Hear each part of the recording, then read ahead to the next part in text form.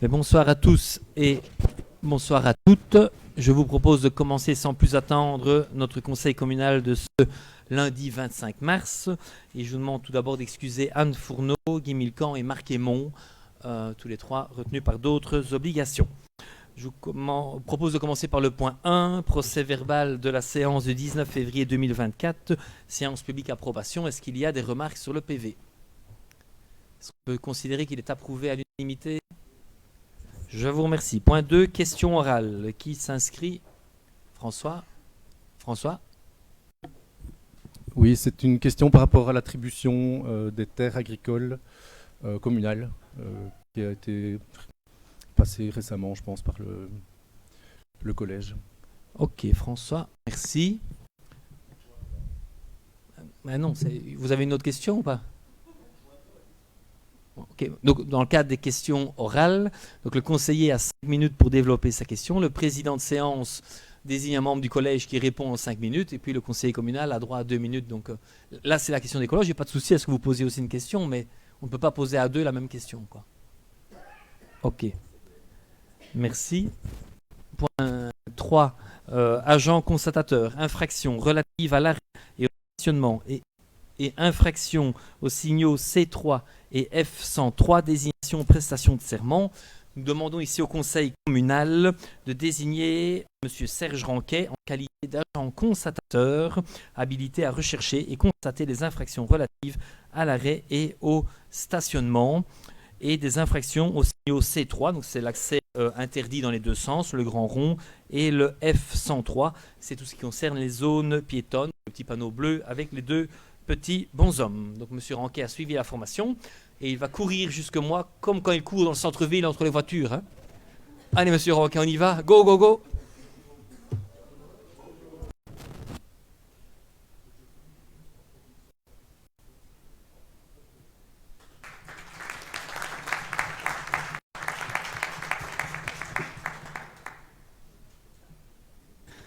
Merci M. Ranquet, il s'en va déjà. Hein. N'allez pas mettre des amendes maintenant. Hein. On est hors horaire. Donc voilà, un grand merci à M. Ranquet pour son travail au quotidien et le travail ingrat qu'il effectue tous les jours. Donc voilà, un grand merci à lui. Point 4, règlement général de police intitulé Charte de bien vivre ensemble, modification, approbation. Donc, comme vous le savez tous, le règlement général de police est valable sur les 4 communes et nous souhaitons ici, les 4 bourgmestres, les 4 conseils communaux, y apporter des modifications, mais d'une part pour être en conformité avec les nouvelles réglementations, d'autre part pour en faire un certain toilettage et pour, mais notamment, insister sur le fait que les amendes, les sacs passent de 350 à 500 € en matière environnementale. Donc il y a toute une série de petits ajouts qui ont été faits.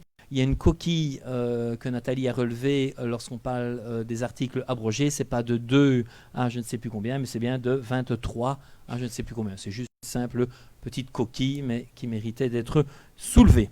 Donc voilà. Est-ce que vous avez des questions? François? Oui, dans l'article 241, il y a un élément qui nous a vraiment surpris. L'article 241 concerne tout ce qui porte sur les tailles des haies, l'entretien des haies.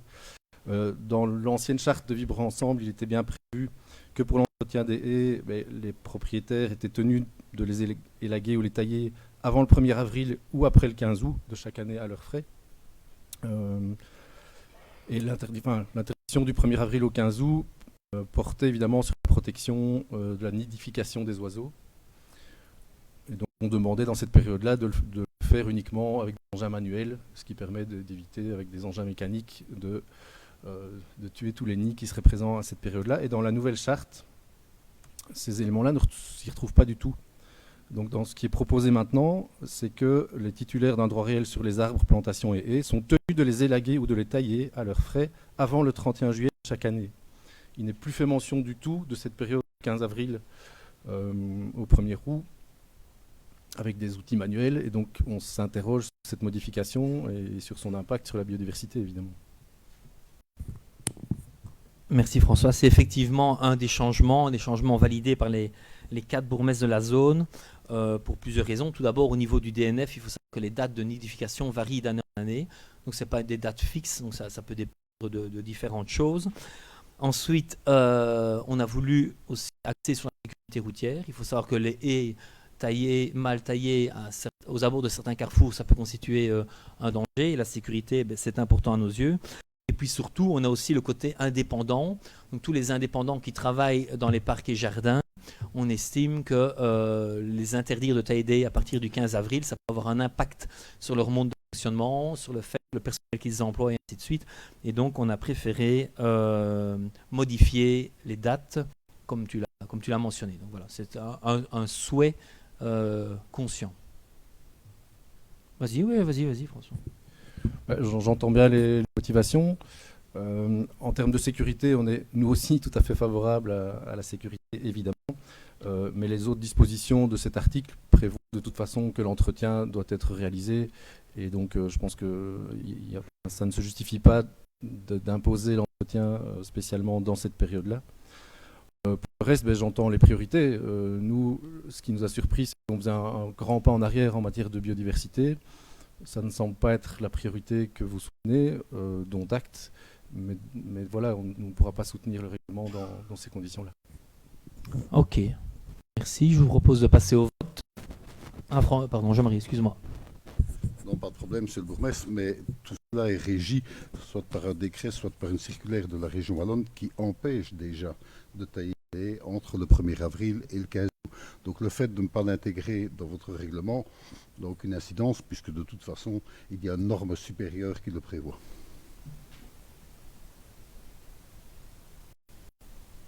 Je vous propose de passer au vote. Qui est pour? Qui est contre? Qui s'abstient? 19 oui, non. Je vous remercie. Point 5, ADL, rapport d'activité 2023, approbation. Il comporte 29 pages. Je suis certain que vous avez tous lu. Donc, est-ce que vous avez des questions, des remarques? Est-ce que vous souhaitez un vote? Unanimité, je vous remercie. Point 7, Ville de Ciney, budget, exercice 2024, réformation par l'autorité tutelle communication, Gaëtan. Oh oui, non, j'ai oublié le 6, excusez-moi, j'avais promis d'aller très vite et voilà, j'en ai oublié un point, Caro. Mais point 6, règlement complémentaire de roulage, Chevetogne, rue Grande, limitation de tonnage à 3,5 tonnes sauf desserte locale, approbation. C'est une demande des habitants de Chevetogne et ça concerne, et j'insiste vraiment là-dessus, le tronçon qui est vraiment devant l'école de Chevetogne. Donc ça ne concerne pas toute la rue Grande. On veut vraiment limiter les camions, les semi-remorques, le charroi agricole devant la petite portion qui est devant l'école communale de Chevetogne. Ça ne concerne que ça. Les panneaux ont déjà été mis. Pour une fois, on a même anticipé. Donc, si vous n'êtes pas d'accord avec ce règlement complémentaire, nous irons enlever les panneaux dès demain. Mais nous sommes sûrs que pour la sécurité des enfants, vous serez tous d'accord pour ce règlement complémentaire. Voilà, on les enlève. Oui, Frédéric? Vous les mettre à l'envers, hein, ça se fait maintenant. Mais pas de problème, puisque la portion est effectivement restreinte. De toute façon, avec le dispositif de ralentissement, c'est très difficile à utiliser pour les poids lourds. Par contre, je m'étonne, et c'est de façon générale par rapport à ce point-là, que dans notre documentation, nous n'avions ni rapport de police, ni avis du SPW mobilité. Et donc, d'habitude, c'était toujours la règle de contacter le SPW mobilité, d'avoir un rapport de police pour étayer les choses. Ici, ça ne pose pas de problème, mais c'est plutôt de façon générale, je m'étonne que ce point arrive sans que ces deux instances, en tout cas que le rapport nous ait été transmis. Peut-être que c'est un oubli de le joindre au dossier, mais en tout cas, il n'y était pas. Oui, en fait, il y en a bien eu, et ça aurait dû déjà passer lors de 2 conseils communaux, mais il y a eu une incompréhension dans mon chef, parce qu'au début, je pensais que cette interdiction valait pour toute la traversée de Chevetogne, point qui avait été sur la table du collège il y a quelques mois d'ici, et lorsqu'il est revenu des 7,5 tonnes, lorsqu'il est revenu en mode de 3,5 tonnes, on a décidé au collège de ne pas le faire passer, malgré l'avis de la police et de Denis Bouillot du SPOE. Et puis c'est en investiguant un peu qu'on a compris que ça ne concernait qu'une portion. Mais il y a bien un accord de la police, il y a bien un accord de Denis Bouillot qui s'est rendu sur place. Maintenant, le dossier ne figure pas au collège, mais si tu le souhaites, on peut te l'envoyer. Mais voilà, ça va. Est-ce qu'il y a des questions? Est-ce que vous souhaitez un vote? Je vous remercie pour Chevetogne. Point 7, Ville de Ciney, budget, exercice 2024, réformation par l'autorité de tutelle, communication, Gaëtan cette fois. Donc, merci Monsieur le Président. Donc, comme d'habitude, notre budget est allé à la tutelle et on a reçu en date du 14 février 2024 le retour de celle-ci avec quelques réformations de notre budget, dont un ajustement du service ordinaire de moins 51 733,33 pour s'établir in fine à 880 022 de boni. Sinon, pour le reste, c'est quelques recommandations à intégrer lors de la prochaine modification budgétaire. Merci Gaëtan. Est-ce qu'il y a des questions? C'était une communication, donc il n'y a pas de vote, mais est-ce qu'il y a... Oui. Non, juste une petite question technique. Donc, effectivement, l'autorité de tutelle reproche d'avoir mis 2 années consécutives quelque part la même recette à l'extraordinaire. Et donc, ça a un impact in fine d'1 850 000 par rapport à l'extraordinaire que vous équilibrez. Vous aviez 2 choix, soit d'aller puiser dans le fonds de réserve, soit éventuellement d'augmenter l'endettement.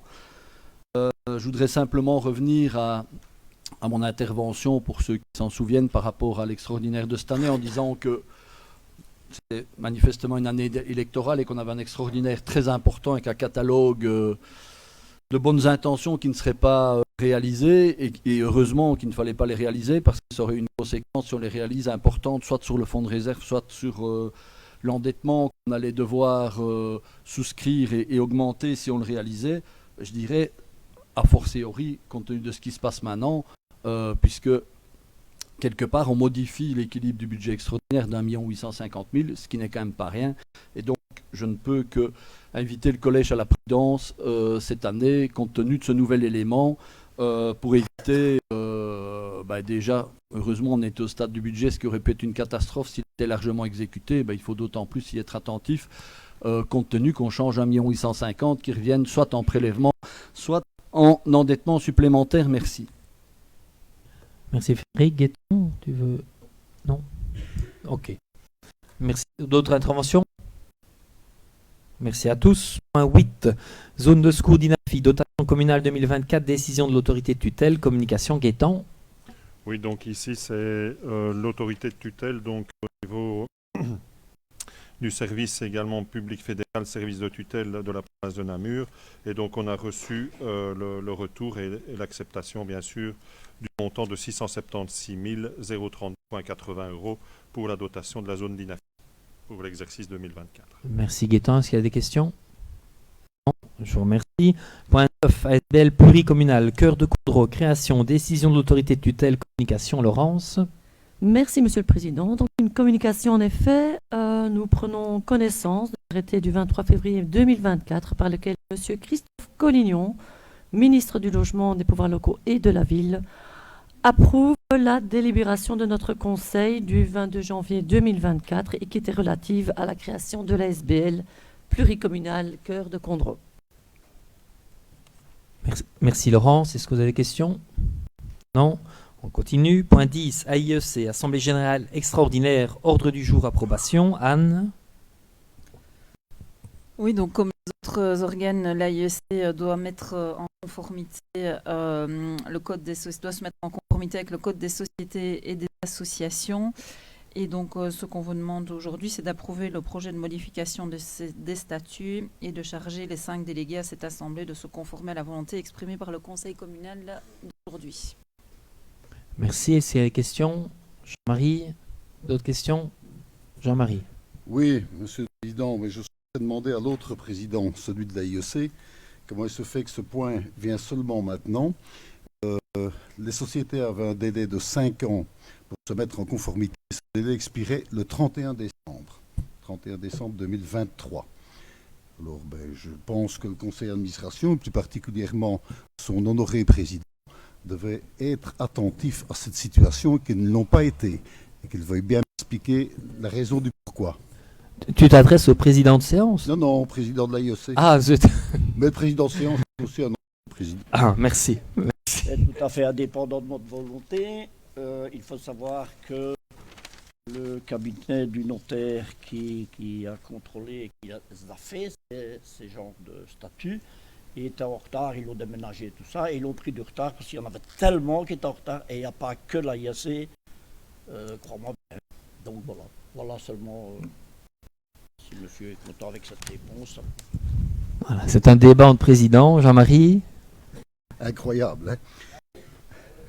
Incroyable, mais le cabinet, l'étude plutôt, ouais, Non, du calme. Non, du calme. c'est reparti comme d'habitude, hein. Ah ouais, Il n'y a pas encore eu de gros mots, donc on se calme.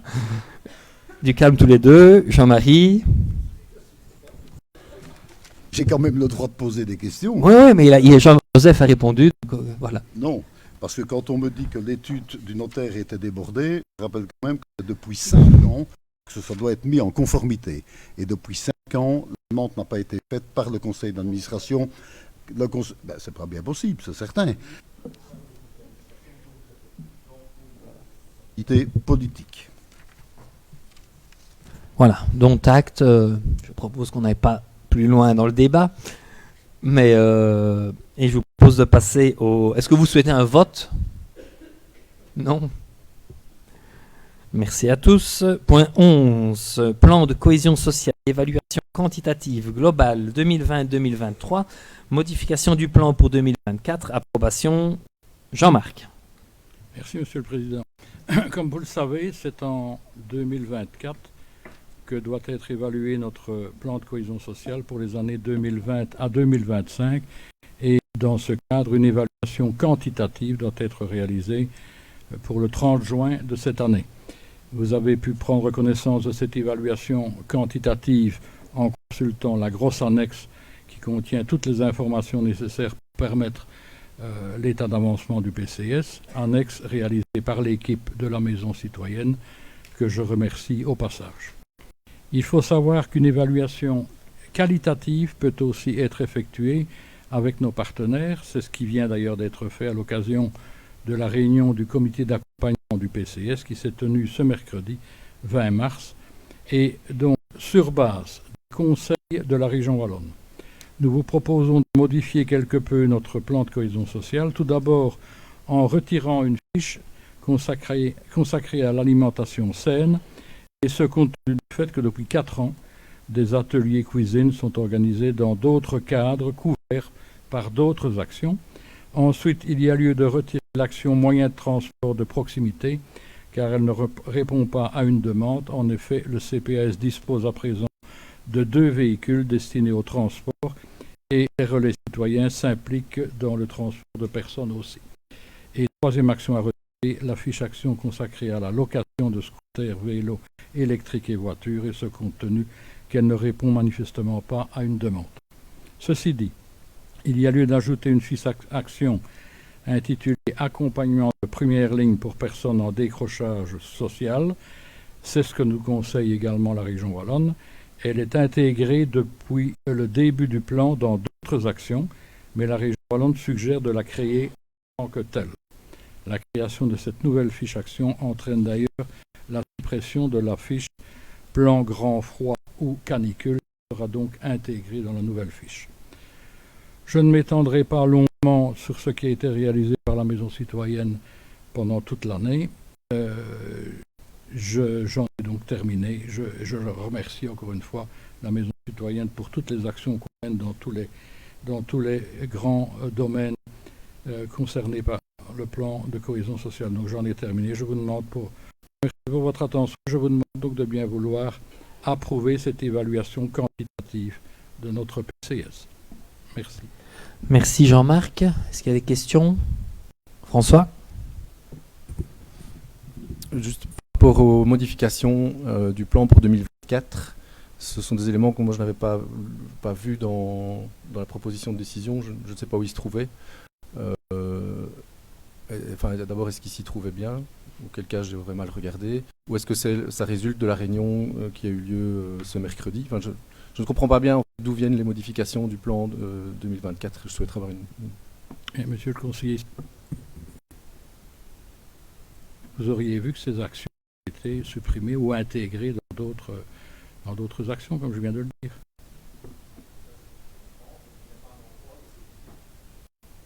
Je le comprends, mais il n'y a pas un endroit où il est noté « Voici les modifications du plan 2024 ». Donc il faut un jeu de pistes pour aller trouver les actions qui ne s'y trouvent plus Et voilà, c'est pour ça que je le dis en toute transparence. Moi, je n'avais pas relevé que ces actions-là avaient été supprimées. Et c'est en l'entendant maintenant que je me rends compte qu'on supprime des actions sur l'alimentation saine, également les moyens de transport de proximité, etc. Mais voilà, je comprends la réponse. Mais à partir du moment où on doit approuver les modifications, elles n'apparaissent pas clairement.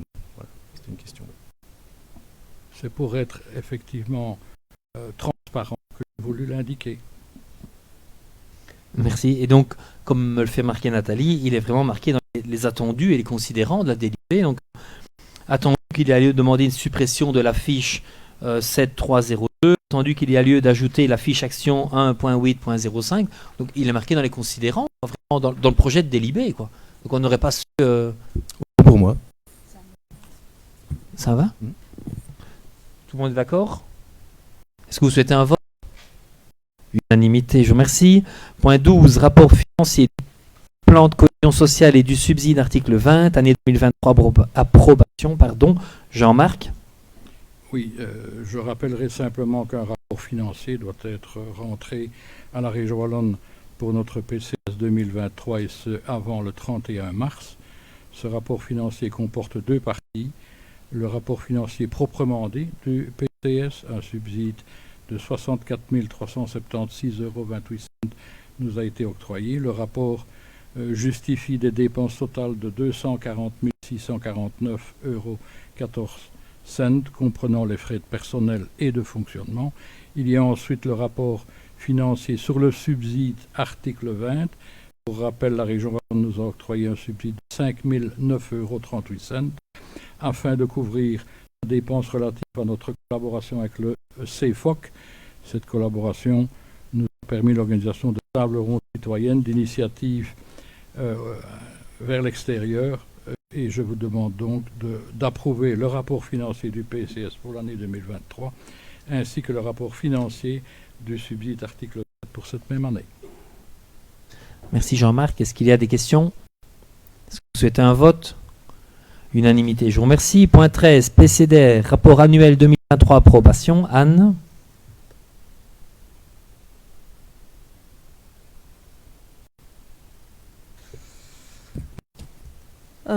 Ce qu'on vous demande aujourd'hui, c'est d'approuver le rapport de la CLDR, donc la Commission locale de développement rural, toutes les activités, et le rapport de 2023, donc qui fait le point sur les 4 dossiers qui sont en cours actuellement.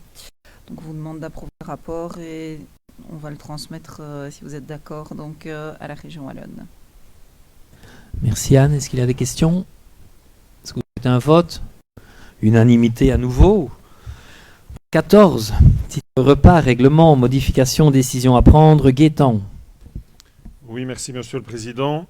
Donc le Collège communal a souhaité pouvoir augmenter le pouvoir d'achat des agents communaux et donc de revoir le montant du titre repas à 8 € avec une intervention de l'employeur de 6,91 € et une intervention du travailleur de 1,09 €. Donc c'est un passage de 5 à 8 € à partir du 1er avril 2024 et ce n'est pas un poisson. Pour le budget communal sur une année entière, cette augmentation sera de l'ordre de 72 900 € et donc pour l'année 2024, c'est une augmentation de 54 675 € que l'on intégrera bien sûr à la prochaine MB. Et on a reçu l'avis du directeur financier rendu en date du 6 mars 2024. Donc je vous propose ici de modifier le règlement relatif donc au chèque repas, au titre repas, pardon, et également de le faire appliquer à partir du 1er avril 2024. Merci Gaëtan. Est-ce qu'il y a des questions ? Frédéric ? Est-ce qu'il y a d'autres questions ? Frédéric ? Merci Monsieur le Président. Voilà une bonne nouvelle pour le personnel et évidemment on peut se réjouir que notre personnel communal qui rend au quotidien de nombreux services ait une augmentation significative de son pouvoir d'achat comme vous l'avez indiqué, mais ne m'empêcherai pas de quand même me questionner et d'avoir une question principale. Pourquoi décidez-vous maintenant d'augmenter les chèques repas à quelques mois des élections, après l'avoir refusé toute la législature ? Ça m'interpelle d'autant plus que vous auriez pu dire c'était notre objectif de la dernière année vis-à-vis du personnel, mais pour ceux qui ont bien compris l'intervention de M. Légevin des Finances, il nous indique qu'en fait, au mois de décembre, quand vous avez confectionné votre budget, vous ne l'aviez pas prévu, puisque les crédits budgétaires pour ces chèques repas ne prévoyaient pas ces 8 €, mais prévoyaient bien seulement 5 €. Donc, très bien pour le personnel, évidemment, on ne peut pas s'opposer à ça, et on est content que leur pouvoir d'achat soit augmenté, mais vous ne m'empêcherez pas de vous questionner par rapport au timing de cette augmentation non prévue au budget, qui arrive à quelques mois des élections. Certains diront que c'est de l'opportunisme électoral, d'autres peut-être de la démagogie. En tout cas, on s'étonne du phénomène comme ça d'augmenter les titres repas à quelques mois des élections. D'autant plus que, vous le savez, nous avons reçu une circulaire, Madame la directrice générale nous l'a même envoyée par recommandé, qui invite les collèges à ne plus prendre de décisions qui pourraient avoir des conséquences sur les 6 années à venir. En agissant de la sorte, vous le faites. Voilà. Je voulais donc vous questionner et surtout connaître l'élément qui fait qu'entre le mois de décembre et ce 25 avril, vous ayez changé complètement d'opinion.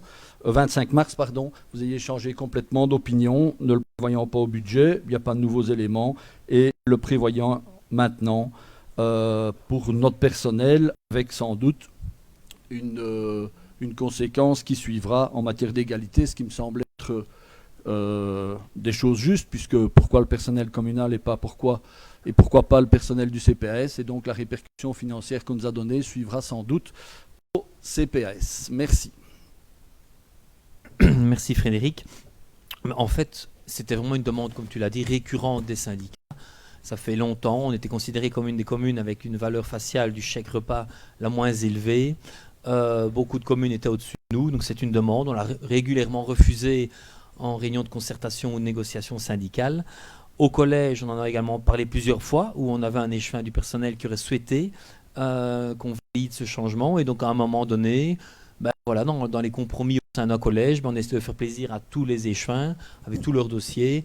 Donc ça faisait partie. Voilà, on nous a régulièrement dit aux réunions de concertation syndicale que l'ancien échevin personnel n'avait jamais voulu y toucher, même d'1 €. Et donc ici, l'échevin du personnel actuel aura su gagner 3 € sur le chèque. Jean-Marie.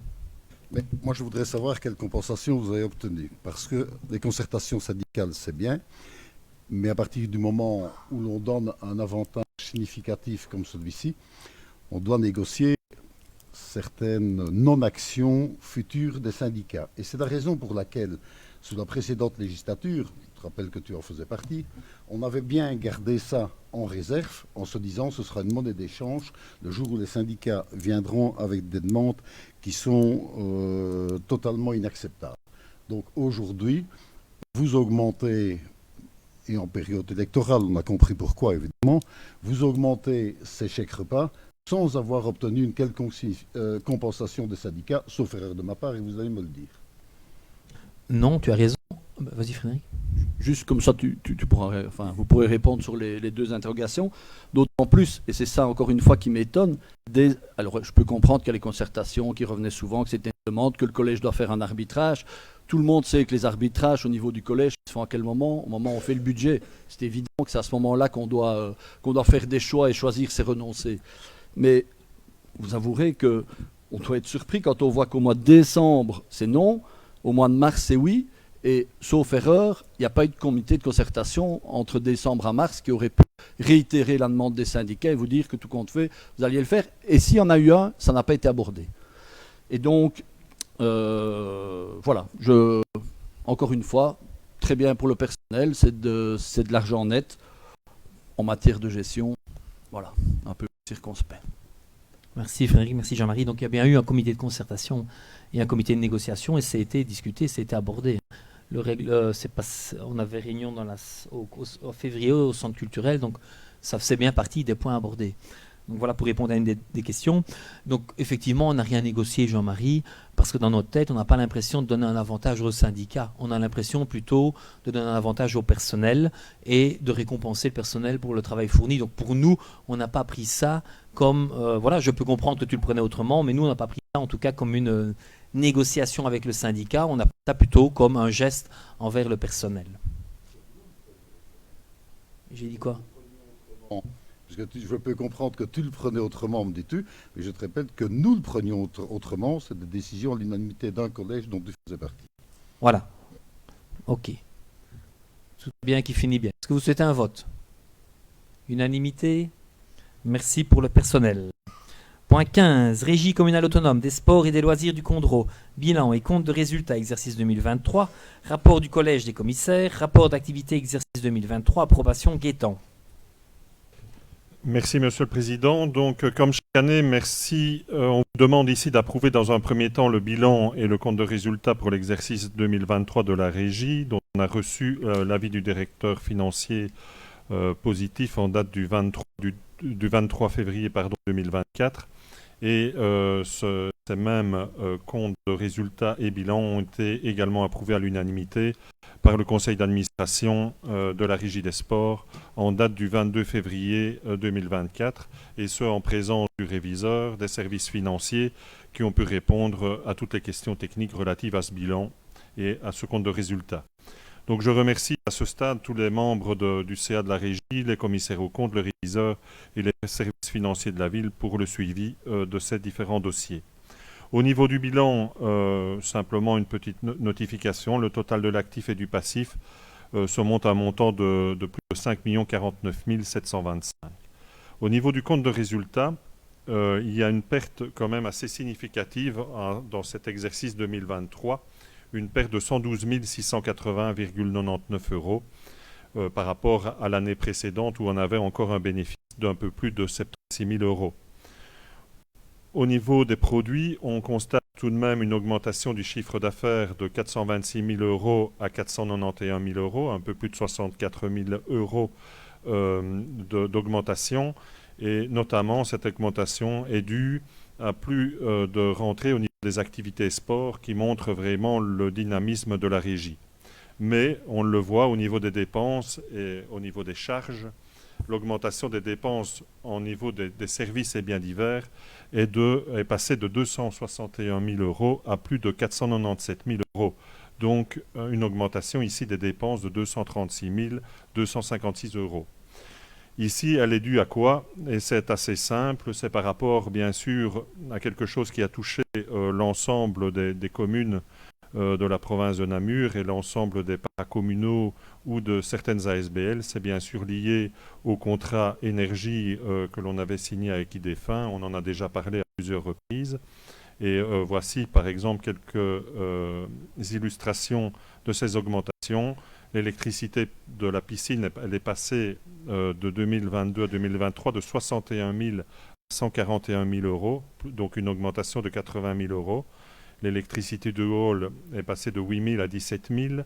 L'eau de la piscine, là c'est pour une autre problématique, elle est passée de 14 000 à 20 000 euros. Et principalement, c'est bien sûr au niveau du gaz où les majorations sont les plus importantes, avec 12 000 euros en plus pour le gaz du hall. Et au niveau du gaz de la piscine, on est passé de 32 000 euros à plus de 147 000 euros, donc une majoration de plus de 115 000 euros. Donc, ensuite, notamment, bien sûr, également au niveau du personnel aux différentes indexations, mais là, c'était quand même un peu plus limité, on est passé de 100 à 116 000 euros. Également, on a vu une augmentation de la taxe de déversement des eaux usées, qui, elle, est passée de 12 à 28 000 euros, avec notamment la prise en compte d'un complément en 2022. Donc, en conclusion, l'évolution du résultat ici s'explique par une hausse des recettes d'un peu plus de 65 000 euros, qui est nettement insuffisante pour couvrir les charges causées par la hausse principale des coûts de l'énergie. Pour lutter contre ce déficit, principalement lié à l'exploitation de la piscine, un audit énergétique a été effectué pour trouver des solutions à cette consommation en gaz et en électricité. Également, l'installation de LED dans les différentes salles et infrastructures continue de concert. Donc, en parallèle à ce bilan, à l'approbation de ce bilan et à ce compte de résultats, je vous demanderai également d'approuver le rapport établi par le Collège des commissaires avec une opinion sans réserve. Merci également d'approuver le rapport d'activité 2023 de la Régie communale et finalement de donner des charges aux commissaires, aux réviseurs d'entreprise et aux membres du conseil d'administration. Merci beaucoup Gaëtan. Est-ce qu'il y a des remarques? Frédéric, on t'écoute. Oui, tu es tout seul. Eh bien voilà. Je ne vais pas répéter l'analyse en de nombreux points de Gaëtan que je partage. Augmentation des recettes, plus 65 000 euros, c'est évidemment une bonne chose. Malheureusement, comme on l'a dit, elles sont complètement mangées par une augmentation des dépenses énergétiques qui sont faramineuses. Alors effectivement, les tarifs ont été importants, on l'a vécu dans les entreprises, on l'a vécu dans nos ménages par rapport au gaz et à l'électricité, mais prenons rien qu'un exemple, passer du chauffage de la piscine qui coûtait 32 000 euros à 147 000 euros, on est presque à x5 dans le coût. Et puis je ne vais pas répéter tous les chiffres que Gaëtan a avancés. Alors je pense que l'audit énergétique que vous commandez, il est vital pour le maintien, et il faudra évidemment le mettre en œuvre.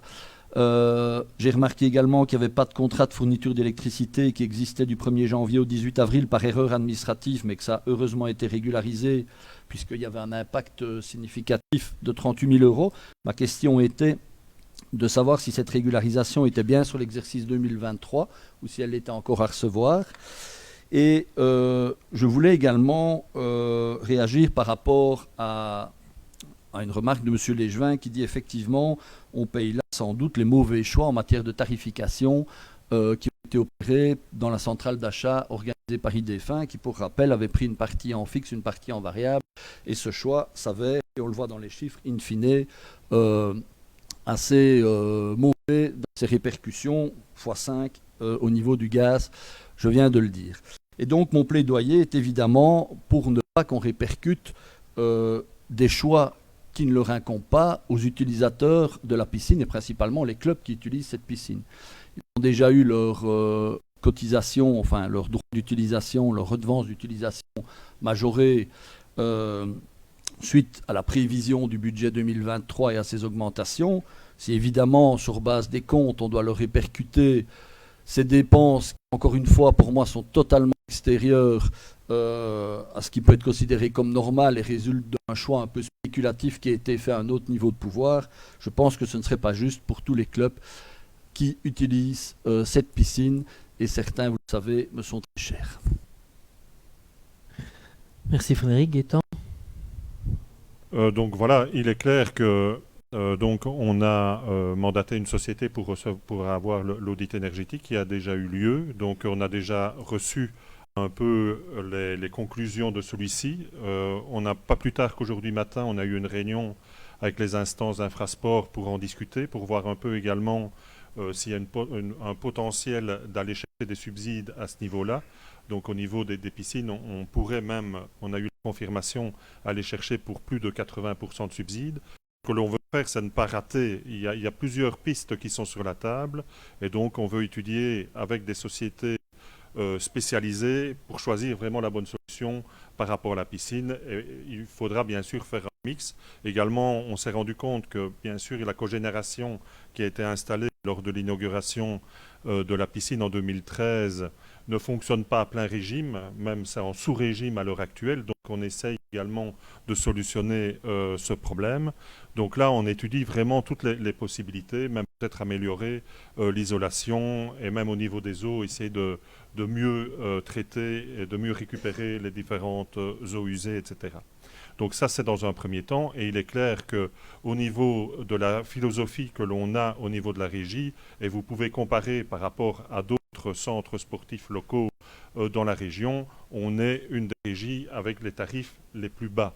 On veut essayer de faire profiter la plus grande partie de la population en gardant des tarifs qui sont, je vais dire, quand même abordables pour la plus grande partie de la population, pour profiter tant de nos piscines que de la piste d'athlétisme ou encore des différents halls. Merci Gaëtan. Frédéric. 3 secondes. Merci de ces propositions. Je pense qu'effectivement, le recours au subside serait une juste contribution, puisqu'encore une fois, vous le savez, et de nombreuses personnes autour de la table l'ont déjà fait remarquer, c'est un peu anormal que seule notre ville doive encaisser ces déficits par rapport à de nombreux utilisateurs très proches qui n'en payent rien.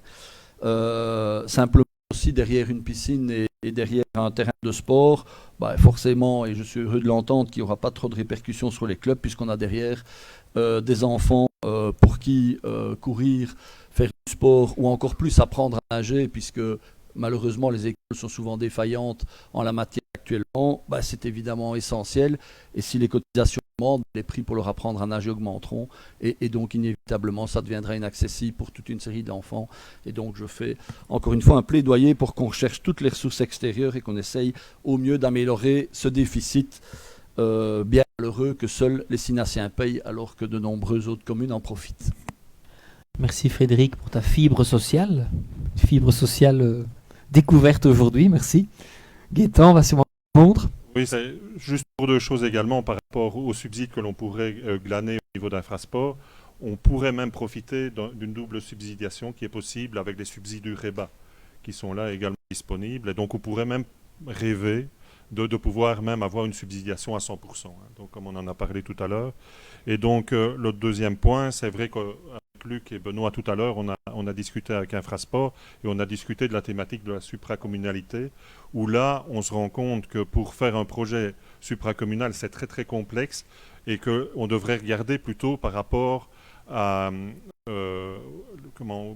d'où viennent finalement les gens qui côtoient soit la piscine, soit les halls, etc. On avait déjà fait l'étude par rapport à l'extension du hall, où là on constate que plus de 50% des personnes qui viennent des communes limitrophes à Ciney. Et donc c'est nous qui payons finalement l'ardoise et les autres profitent finalement de nos infrastructures.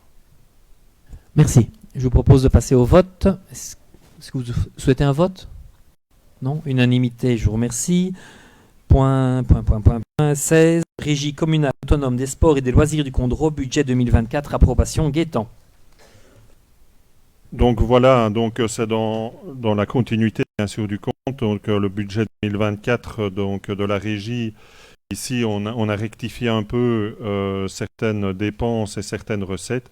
On arrive ici à des dépenses estimées à un montant de 711 170,21, des recettes estimées à 711 450 €, avec un subside lié au prix de 153 500, et on a un petit boni de 279,79 €. On a voulu être très prudent également par rapport à cette thématique énergétique, et on n'a pas pris de risque. On a gardé des montants quand même assez importants, même si via le Conseil des fins, la pression sur 2024 va être moindre. Et donc, ceci également, le budget a été entériné et voté par le conseil d'administration de la régie en date du 22 février. Pardon. Merci Gaëtan. Est-ce qu'il y a des questions? Est-ce que vous souhaitez un vote? Nouvelle unanimité, je vous remercie. Point 17. Régie communale autonome des sports et des loisirs du Condro, augmentation de capital, mise en conformité des statuts en vue de se conformer au code des sociétés et des associations, modification statutaire, approbation Gaëtan. Donc ici, je vous demande, moi je ne vais pas rentrer dans les détails, vous l'avez vu dans les différents changements qui ont été apportés aux différents statuts, principalement liés à l'augmentation de capital. Donc ici, c'est un mode de fonctionnement qui est différent, dont on a déjà parlé à plusieurs reprises dans différentes commissions, etc. Donc, et ces modifications de statut ont également été approuvées par le conseil d'administration de la régie en date du 22 février de cette année. Merci Gaëtan. Est-ce qu'il y a des questions? Des remarques? Est-ce que vous souhaitez un vote? Unanimité, je vous remercie. Point 18. Taxe sur l'absence de place de parking, règlement approbation Gaëtan. Voici donc par rapport à la taxe sur l'absence de parking, donc ici, je vous demande ici quelques petits ajustements de ce règlement qui est en application depuis plusieurs années. Donc ici, pourquoi est-on arrivé à ces différents ajustements? C'est bien sûr par rapport à la démarche qu'a effectuée la ville pour moderniser sa mobilité, et également on a décidé, voici quelques années, de mettre en place un plan communal de mobilité qui est élaboré avec le bureau ICEDD.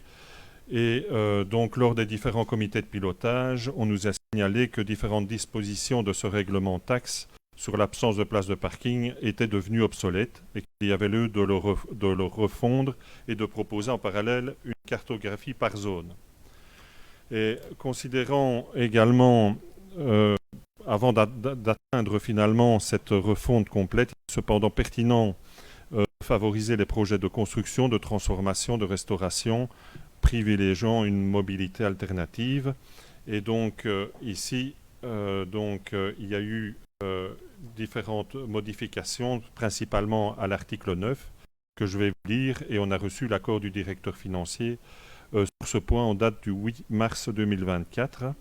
Donc ici, je relis le point 9 qui est assez important. Si le projet de construction, de transformation, de restauration propose plusieurs solutions alternatives, un emplacement vélo, et donc vous avez eu cet après-midi une demande de modification. Avant, on parlait par oreiller et donc on l'a fait passer par appartement, c'est la proposition, dans un local fermé, au moins un emplacement pour voitures partagées sur le site du projet, au minimum un vélo électrique partagé par projet, la proximité est moins de 500 mètres d'une gare. À l'autosolisme, le nombre d'emplacements prévus à l'article 8 sera réduit de 25%. Un dossier de motivation du projet de mobilité doit être introduit par le demandeur de celui-ci, et celui-ci doit obligatoirement proposer au minimum 3 alternatives cohérentes. Merci Gaëtan. Est-ce qu'il y a des questions? Frédéric et François, personne d'autre? Frédéric. Merci Monsieur le Président. Je vais focaliser mon intervention sur l'article 9 qui est pour moi l'article le plus problématique. Je voudrais simplement rappeler que si on fait un peu la genèse de cette taxe, qu'elle avait été instaurée à un montant assez faible, 1500 €, et puis que vous aviez fait le choix de la pousser au maximum de ce que la région, je pense, vous permet, à savoir 6 000 €.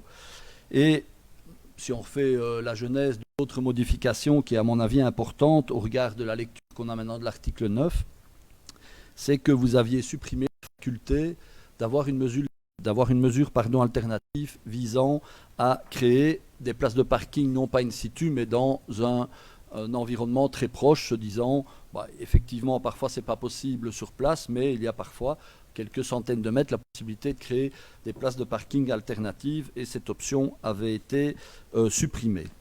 Dans l'article 9, ici, vous revenez justement avec cette notion de solution alternative, proposant des solutions alternatives dont je vais reparler, mais vous ne ramenez pas ce qui pour moi était une vraie solution également alternative, qui était de créer juste à côté, en tout cas dans un environnement très proche, des places de parking. Donc je regrette un peu qu'on va vers une certaine forme d'assouplissement, mais sans retenir cette option qui pour moi existait, rendait service et avait toute sa pertinence par rapport au but à atteindre, puisqu'encore une fois, le but à atteindre, c'est de ne pas multiplier la création de logements sans que s'accompagne de possibilités de parking.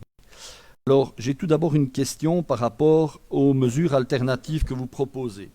Donc, forcément, on était assez surpris de l'emplacement de vélos oreillers, parce que vous imaginez un peu la multiplication des emplacements de vélos qu'on allait obtenir, par exemple, pour un projet d'une soixantaine d'appartements. Vous revenez avec cette notion de par appartement.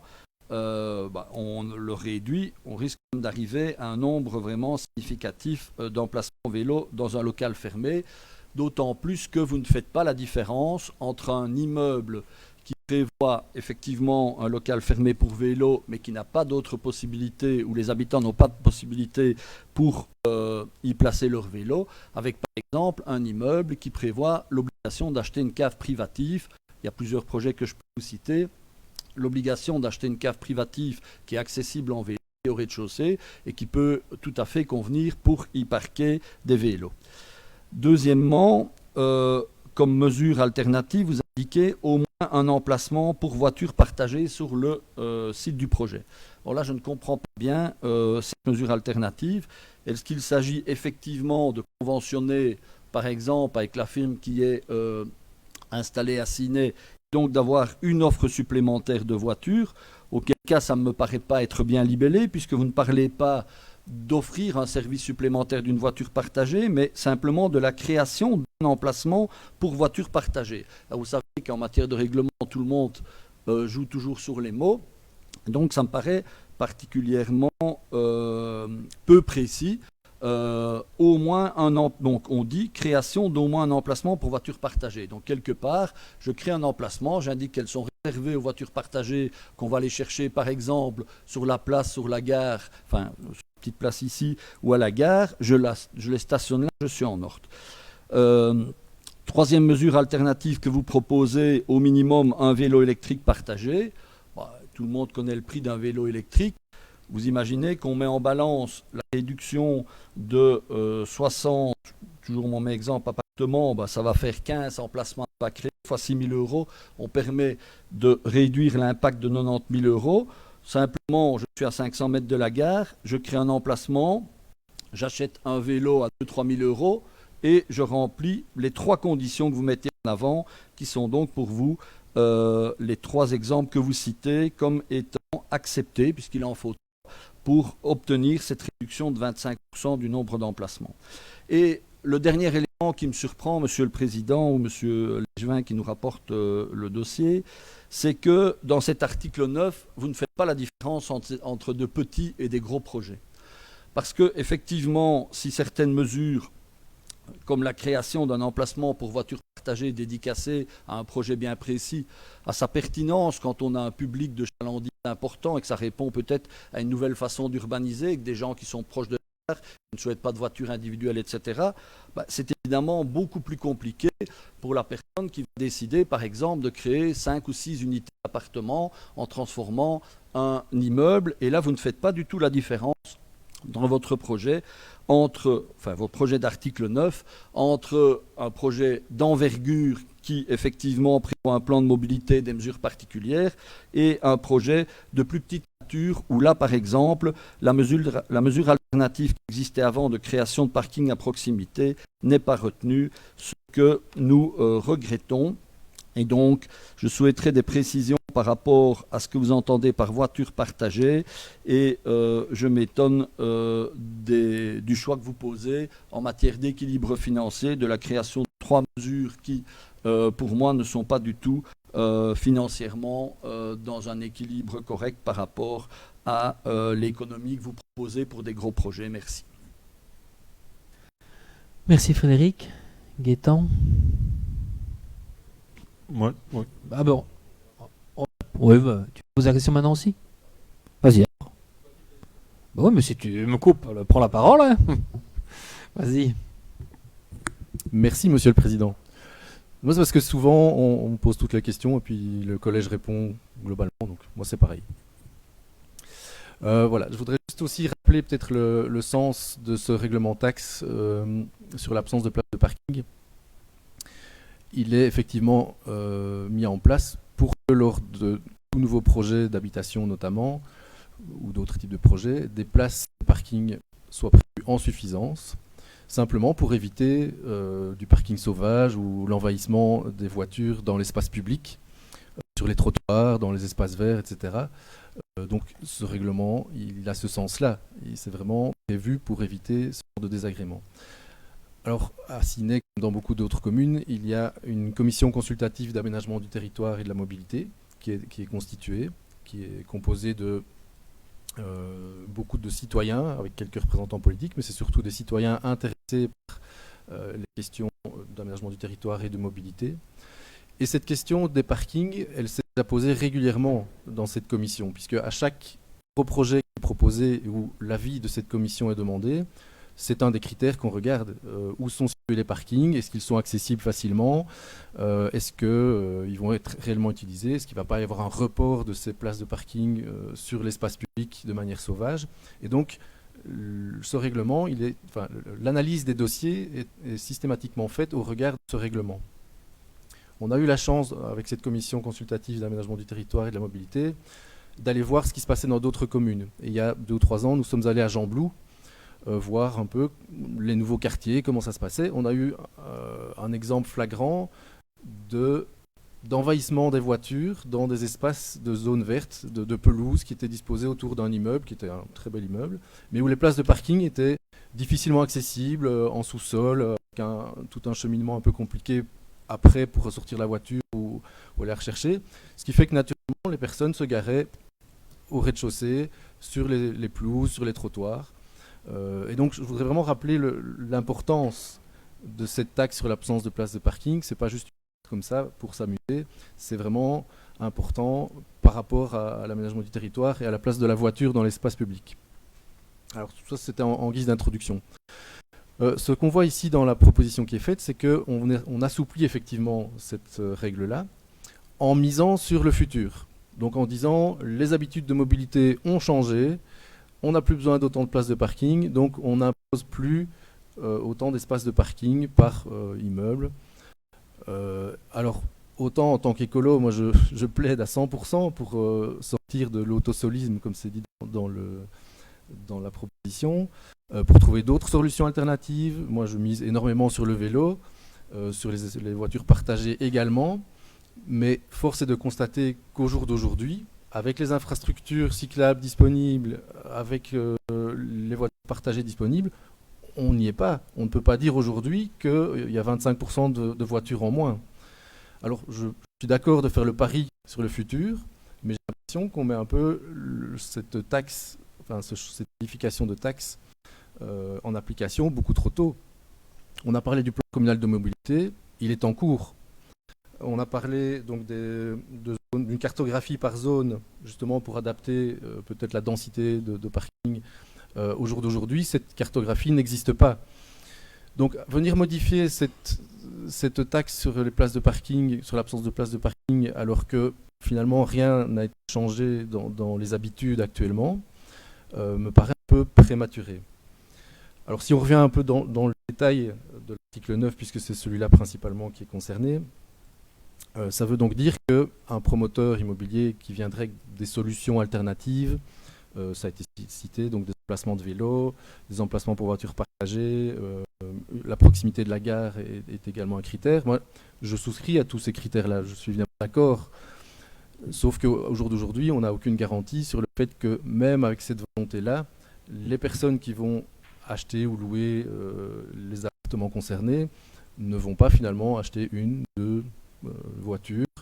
Et donc on n'a pas de garantie que le problème ne va pas se poser, qu'on ne va pas déborder de voitures dans ces zones-là, simplement parce qu'il n'y aura pas assez de parking.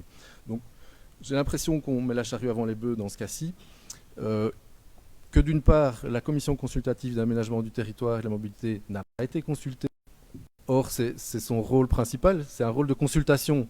Après que le collège prenne un avis différent, moi, à la limite, pourquoi pas, si elle le justifie. Mais cette commission doit jouer son rôle. Et donc, la proposition qui nous est faite aujourd'hui me paraît vraiment prématurée pour toutes les raisons que je viens de citer.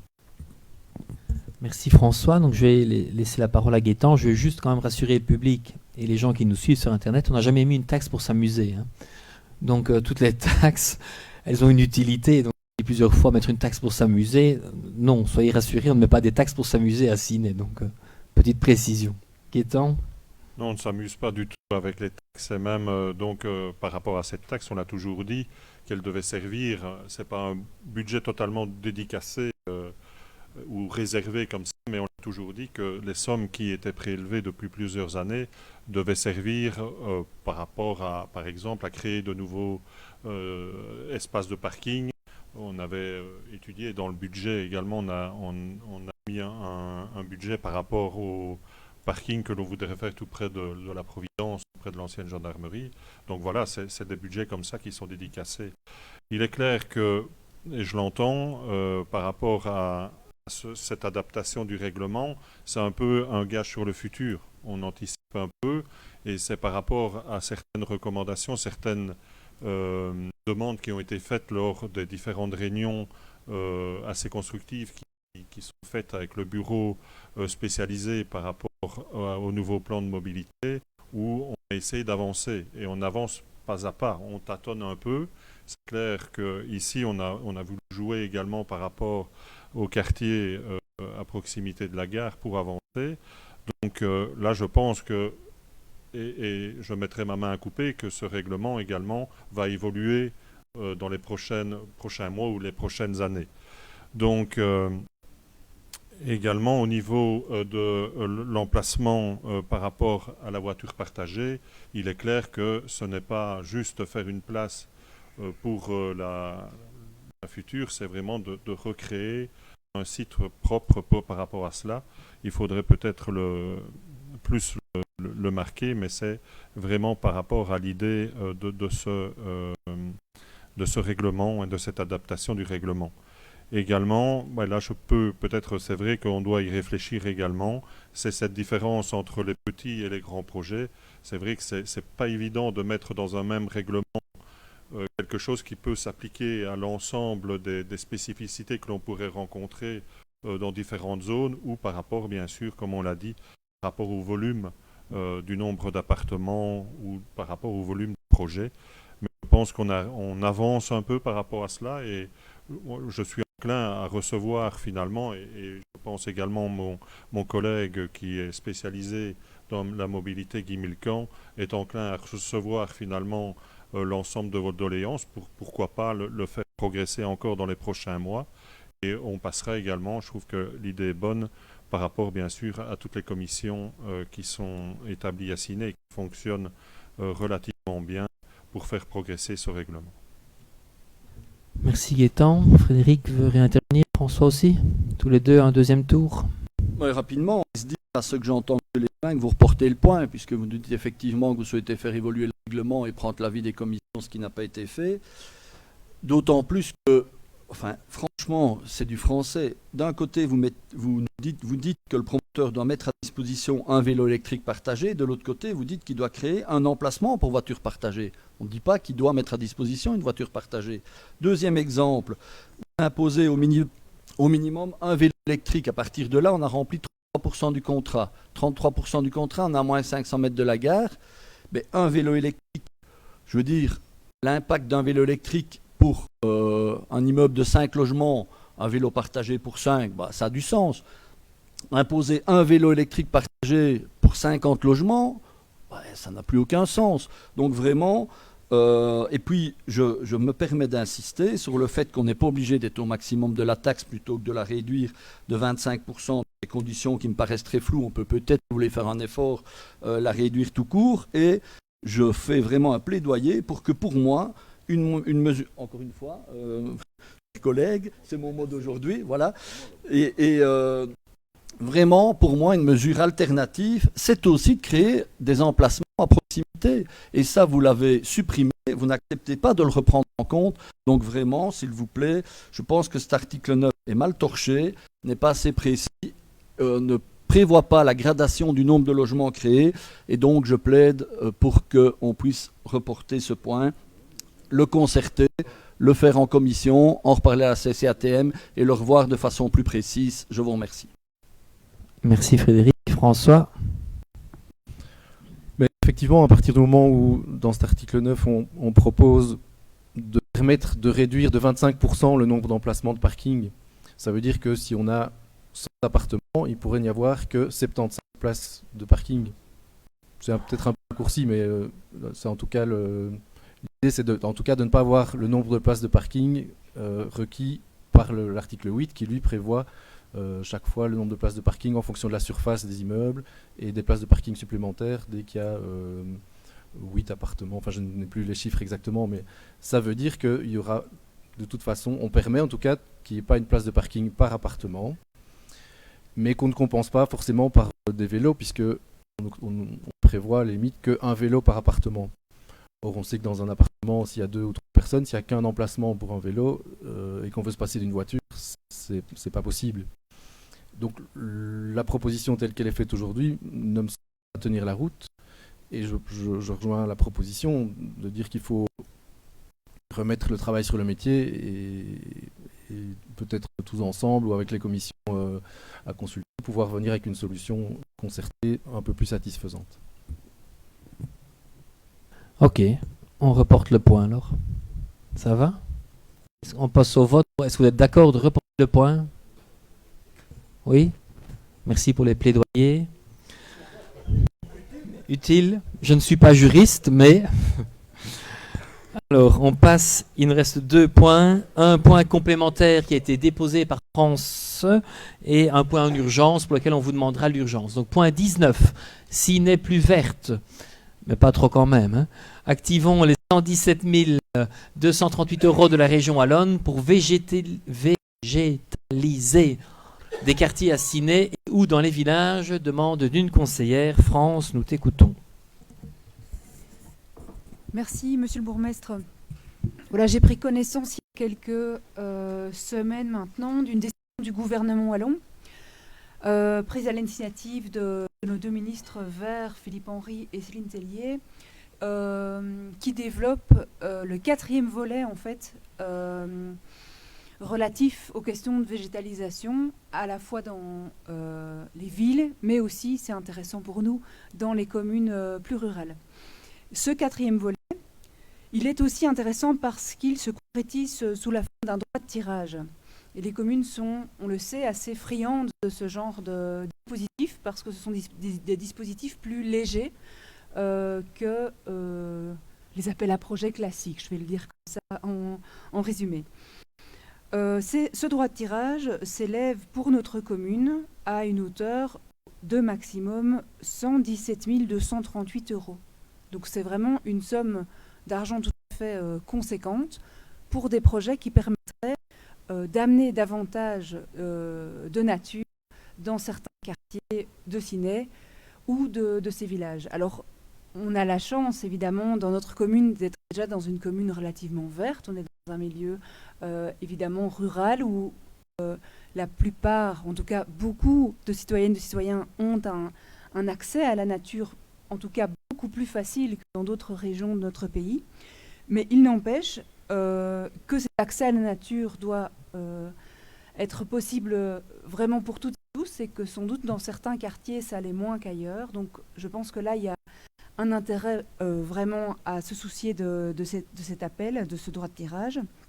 La deuxième chose, au-delà de l'accès à la nature, c'est aussi la question de la résilience de notre commune, de l'adaptation au changement climatique, de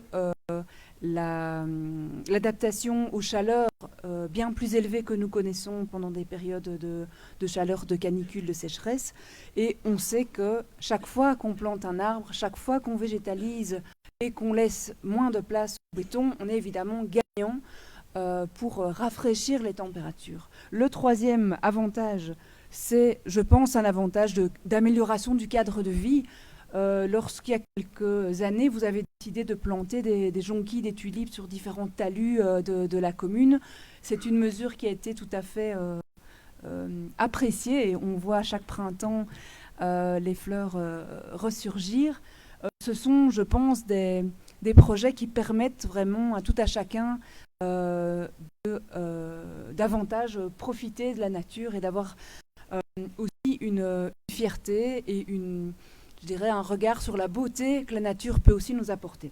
Donc je voudrais savoir si, comme moi, vous avez trouvé que cet appel à projet sous forme de droit de tirage était intéressant, si vous aviez eu l'occasion déjà de participer au webinaire informatif qui a eu lieu le 20 mars, si vous aviez une ébauche de plan d'action, et si oui, lequel est-il, et si vous n'en avez pas encore, de quelle manière on pourrait, puisque c'est aussi un des objectifs de ce 4e volet de soutien aux communes, de quelle manière on pourrait faire participer les citoyennes et les citoyens pour identifier les bons endroits et les bons projets qui permettraient, je dirais, de valoriser au mieux cette somme pour mettre un peu plus de verre à Ciney. Merci France. Donc je vais te répondre. Et donc vous avez été effectivement très réactif au niveau du groupe Écolo, puisque tu as déposé ton point le 19 mars, le webinaire avait lieu le 20 mars et nous sommes le 25 mars. Donc en 6 jours, nous avons essayé de répondre avec l'administration à ta question. Donc 2 agents au niveau de l'environnement ont assisté à ce webinaire du 20 mars, qui a commencé à midi, à 10h et terminé à 12h30. Donc un webinaire assez complet, où là on a pris une bonne nouvelle. On ne bénéficie pas non pas seulement d'un seul droit de tirage, mais bien de 2 droits de tirage. Donc tout d'abord, un, comme tu l'as dit, de 117 238 € pour la végétalisation de quartiers ou d'îlots de chaleur, et un autre de 61 223 € pour la plantation de ligneux indigènes. Donc ça, c'était la bonne nouvelle du webinaire. Alors, on doit faire effectivement pour le premier des deux, celui dont tu parles, une ébauche de projet à déposer pour le 30 juin 2024, tandis que pour l'autre, c'est, comme tu l'as dit, un droit de tirage. Et on aura une facture remboursée pour des plantations de haies, des arbres d'alignement et ainsi de suite jusqu'en 2027. Donc, pour expliquer à tout le monde en quoi consistent ces deux droits de tirage, en ce qui concerne la végétalisation des quartiers, il y a différents types de projets. La déminéralisation des cours d'école ou de parking, la plantation pour lutter contre les îlots de chaleur, les primes ou même la création d'espaces verts. Qu'est-ce qui est éligible, qu'est-ce qui n'est pas? En termes d'éligibilité, nous avons les études, les acquisitions de terrain, les plantations, les travaux d'aménagement, des minéralisations, cheminement pédestre ou cyclable, ainsi que la plantation, et même sur terrain privé qui sont possibles, mais le terrain doit pouvoir être accessible au public par après. Donc pour une fois, on pourrait intervenir sur un domaine privé à partir du moment où, dans les mois et semaines qui suivent, il soit accessible au public. Au niveau des lignes indigènes, on parle là comme projet type d'une plantation d'alignement d'arbres, d'arbres isolés, de bosquets, de haies sur terrains communaux et hors zone forestière. Les frais éligibles sont la location de machines, la main-d'œuvre interne ou l'ensemble des frais liés à la plantation. Et donc, nous n'avons pas encore d'ébauche de plan d'action. Donc, nous sommes le 25 et le webinaire a eu lieu le 20. Donc, c'est quand même relativement court. Nous avons quand même des idées. Alors, en toute franchise, nous ne partirons pas dans l'optique de la participation citoyenne. Nous allons développer des idées grâce à notre service environnement. Nous allons également essayer que certaines de ces idées collent à notre programme électoral pour les mois qui nous restent. C'est un peu la vision au niveau du service environnement et du collège. Pourquoi pas la participation citoyenne, puisque les deux je veux dire, participations citoyennes au niveau environnemental ne nous ont pas spécialement convaincus dans le cadre du budget participatif. On parle d'un espace vert qui avait été créé à Aide où il a complètement été laissé à l'abandon. Actuellement, il n'a pas été suivi par les citoyens qui avaient déposé le projet, et également pour tout ce qui est compost public. Là, ça rencontre un grand succès, mais c'est un projet qui a été déposé par une citoyenne, qui a été retenu par les citoyens au moment du vote, et qui, dans les faits, après, l'administration a dû tout faire. Et donc, c'est trop ça qu'on appelle la participation citoyenne. Et donc, on va le faire selon notre fibre environnementale, fais-nous confiance. Alors, au niveau des idées de projet, donc il y aurait 3 projets maximum à définir en fonction du budget, et donc le service environnement effectivement trouve que ça serait bien de déminéraliser certaines cours d'écoles communales. Il y a certaines cours qui ne sont qu'en béton ou en pavé, donc pourquoi pas, avec un minimum 1/3 de déminéralisation, une prime de végétalisation de façade à destination des particuliers, ou une étude pour la plantation de centre-ville afin de lutter contre les îlots de chaleur, rue du Commerce, place Montreux, parking Roi-Baudouin, marché couvert. On a également réfléchi à la végétalisation des façades du centre culturel ou des salles du Sécoco avec des fosses de plantation. Vous avez vu qu'il y avait là des grandes grilles. À l'époque, c'était pour mettre du lierre pour que ça pousse. Ça n'a jamais poussé. Donc peut-être aller chercher de la terre beaucoup plus profonde et créer vraiment des fosses plantées pour que tout ça puisse être vert. Il se trouve par contre, le service environnement, qu'une toiture végétalisée est une mauvaise idée car ça coûte beaucoup d'argent, un gros budget, et ça a beaucoup moins d'impact. Et donc au niveau des lignes indigènes, on s'orienterait vers une plantation sur nos parcelles agricoles, des haies indigènes, d'arbres autour de certaines parcelles où cela s'y prête, et d'arbres isolés dans les pâtures afin que le bétail puisse aussi bénéficier de l'ombre. Voilà ce que je pouvais te dire en un temps relativement court.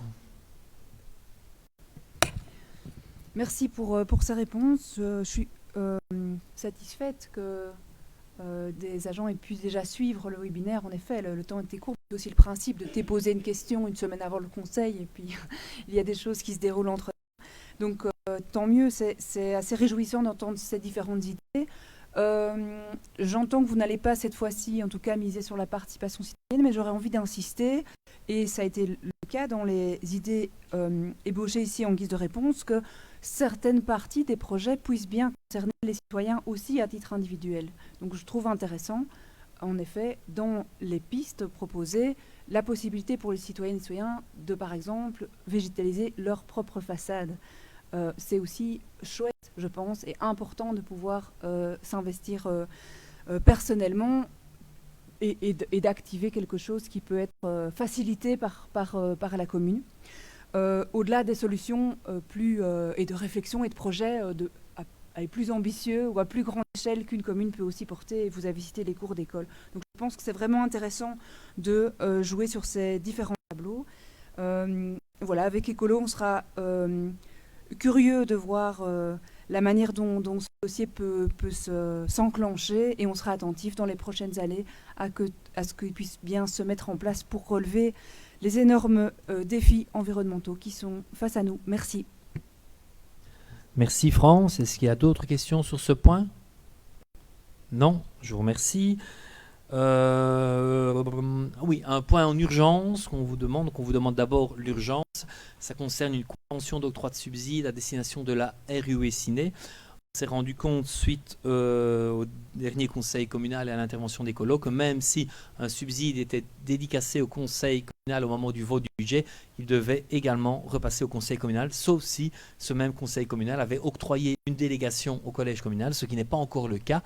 Et donc, soit au prochain conseil communal, on vous proposera une demande de délégation du conseil vers le collège, soit on vous proposera toute une série de conventions d'octroi de subsides. Ici, il y a relativement urgence pour la RUE Ciné, puisqu'ils ont avancé une partie de l'argent, et je vous demande si vous êtes d'accord sur l'urgence. Et puis, dans ce cas-là, je céderai la parole à Gaëtan et Chemin des Sports. Est-ce que vous êtes tous d'accord sur l'urgence? Oui, je vous remercie pour eux. Gaëtan?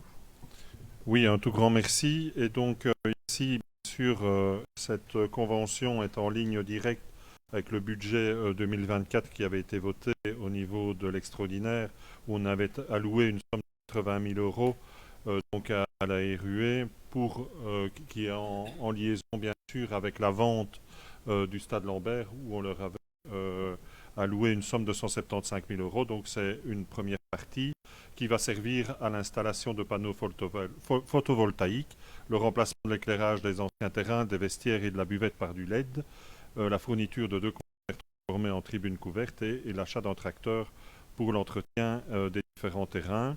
Ici, on a reçu un avis réservé du directeur financier du fait que la RUE doit rembourser encore certaines sommes liées à un prêt qui avait été consenti en 2015. Donc ici, je vous demande d'octroyer en numéraire un subside de 80 000 euros, donc, qui est bien budgétisé au budget 2024, donc, afin de permettre à cette dernière de faire les différentes dépenses que je vous ai citées auparavant, d'approuver le projet de convention et de me désigner ainsi que la directrice générale pour la signature de la dite convention. Merci Gaëtan. Est-ce qu'il y a des questions? Est-ce que vous souhaitez un vote? Unanimité, je vous remercie. Et donc, dernier point à l'ordre du jour, question orale de François concernant les baux à ferme. Oui, merci Monsieur le Président. Effectivement, au mois de novembre dernier, ici au Conseil communal, nous avons validé 3 cahiers des charges pour l'attribution de différentes terres agricoles de propriété communale. Ça faisait suite en fait à tout un travail de l'administration que je souhaite souligner ici, d'aller répertorier tous les baux à ferme en cours actuellement sur les terrains communaux, d'identifier les différents bailleurs, de voir quels étaient leurs statuts à ce moment-là, puisque la région permet maintenant de sortir de ces baux à ferme, donc de donner congé aux preneurs lorsqu'ils sont pensionnés, qu'il n'y a pas de repreneurs et qui jouissent d'un revenu de pension.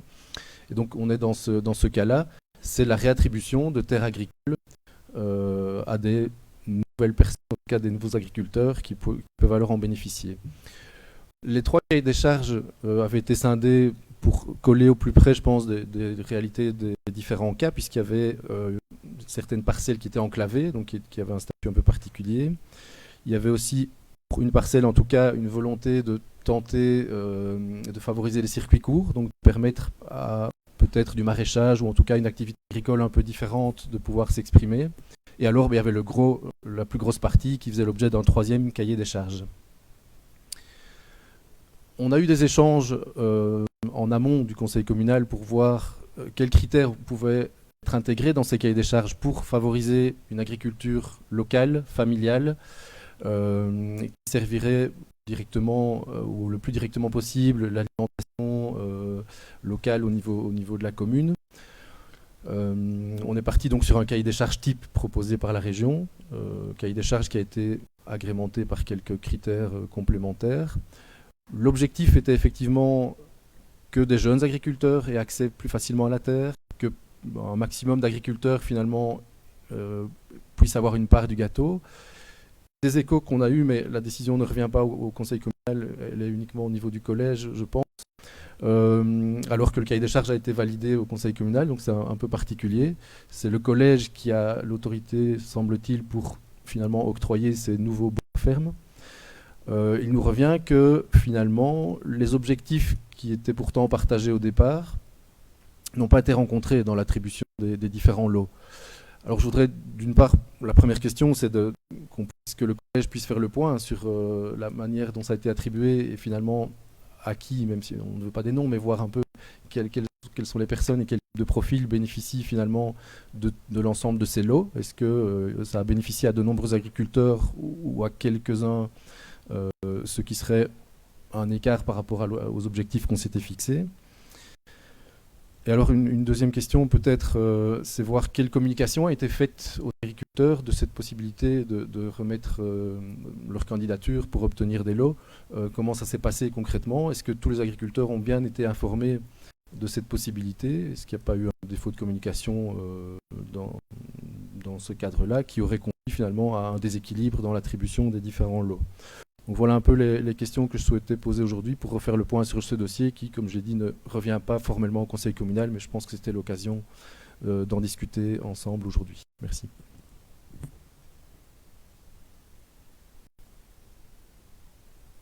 Merci François. Je vais essayer de zoomer sur le bazar.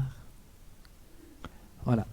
Donc, effectivement, le dossier ne revient pas au conseil communal parce qu'il ne doit pas y revenir, en fait. Et donc, pourquoi ? Parce qu'on a interrogé l'Union des villes et communes et on a reçu une réponse le 12 mars dernier. Comme expliqué par téléphone, selon l'article L1221-1 du CDLD, il appartient au Conseil de fixer les conditions de la location, conditions du contrat, éventuelles conditions d'attribution. Petit point. Le collège exécute ensuite la décision. C'est donc lui qui désigne le candidat locataire. D'après les informations reçues, le Conseil a pris une décision visant à dire que tel terrain serait loué à bail à ferme et que le contrat serait un bail de carrière si les conditions sont rencontrées ou à défaut d'une durée classique. À mon sens, si on reste dans l'exécution de cette décision, le Conseil n'a pas à se prononcer une nouvelle fois sur la durée. Et donc, on a également pris nos renseignements au niveau de la ville de Marche où eux avaient interrogé un avocat. Et effectivement, comme dans le cadre d'un marché public, ça ne revient pas après au niveau de l'attribution, au niveau du conseil communal. Donc, le conseil décide des conditions et puis le collège exécute.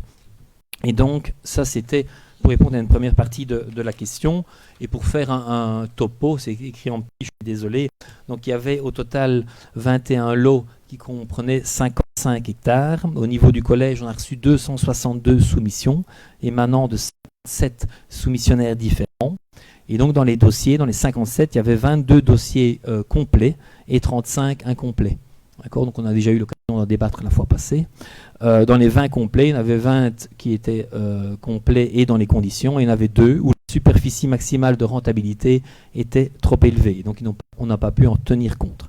Et donc quand on analyse 20 dossiers complets, il y a 6 agriculteurs différents qui se sont vus décerner, entre guillemets, les 21 lots. 4 jeunes synassiens pour une superficie approximative de 40 hectares et 2 jeunes hors Ciney, on parle de Lirou et de Saint-Saint, donc de communes avoisinantes, pour une superficie de 12 hectares. Et donc, on a également fait un petit peu l'exercice, je peux l'envoyer en France, tu n'es pas obligé de prendre une photo. Ah, ça va, sinon si tu veux, je te l'envoie, il n'y a pas de souci. Sinon, au niveau de l'origine géographique, on s'est un petit peu demandé aussi, les 35 dossiers incomplets, ça comportait 20 synassiens et 15 hors Ciney. Comme ça, on a une proportion. Donc voilà, François, ce que je peux te dire. Et au niveau de la publicité, c'est une publicité traditionnelle. Donc, le dossier n'a pas été caché au moindre agriculteur, à la moindre personne. Les médias en ont parlé, ont relayé, donc on est vraiment tout à fait transparent dans ce dossier-là.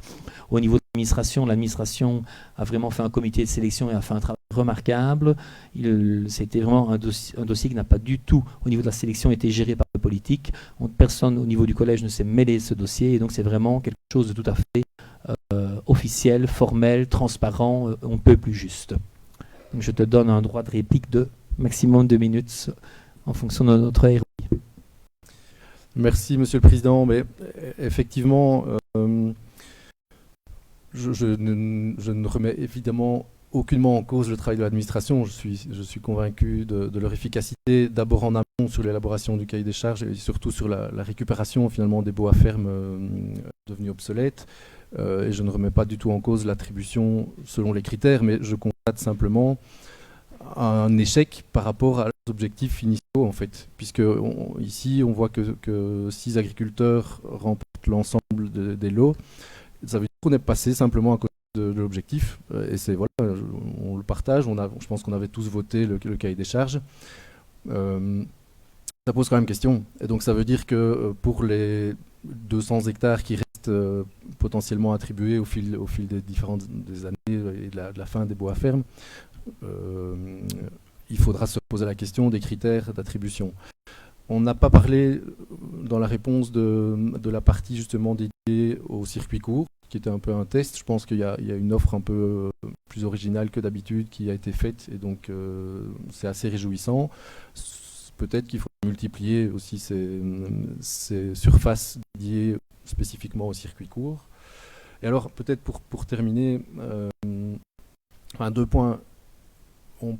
Rien n'a été caché au niveau communication, effectivement, rien n'a été caché, mais je pense qu'on peut faire une meilleure publicité vers les agriculteurs, une publicité proactive pour être sûr que tous les agriculteurs potentiellement concernés puissent répondre. Et je termine sur l'aspect administratif. À l'heure où les agriculteurs se plaignent d'abord de la hauteur de revenus, mais aussi des surcharges administratives qu'ils doivent subir, c'est quand même dommage que dans un dossier comme celui-ci, 35 dossiers incomplets, que ce soit un problème administratif qui génère finalement l'incomplétude d'un dossier, le fait que des agriculteurs soient écartés simplement parce que le dossier n'est pas complet. Donc peut-être faudrait-il simplifier ou offrir un service d'aide ou de soutien pour accompagner les agriculteurs dans la réponse à ces cahiers des charges. Mais moi, ça me pose question, en tout cas, que 35 dossiers incomplets aient été rendus dans un contexte où, justement, les surcharges administratives sont déjà dénoncées. Merci François. Et donc, je vous propose, comme le ROI, non, Jean-Marie, mais on ne peut pas. Donc, une question, mais je suis désolé. Non, il reste 2 minutes. Je suis désolé, mais vous m'avez demandé de respecter le ROI. Je vous l'ai redistribué la fois passée. L'intervenant pose une question orale de 5 minutes. Le collège répond en 5 minutes et François a repris son droit de 2 minutes. Donc, François, j'espère qu'on t'a répondu. Et si tu veux plus d'informations, tu peux nous réinterpeller en question écrite durant le mois qui arrive ou reposer carrément une question écrite à la prochaine séance.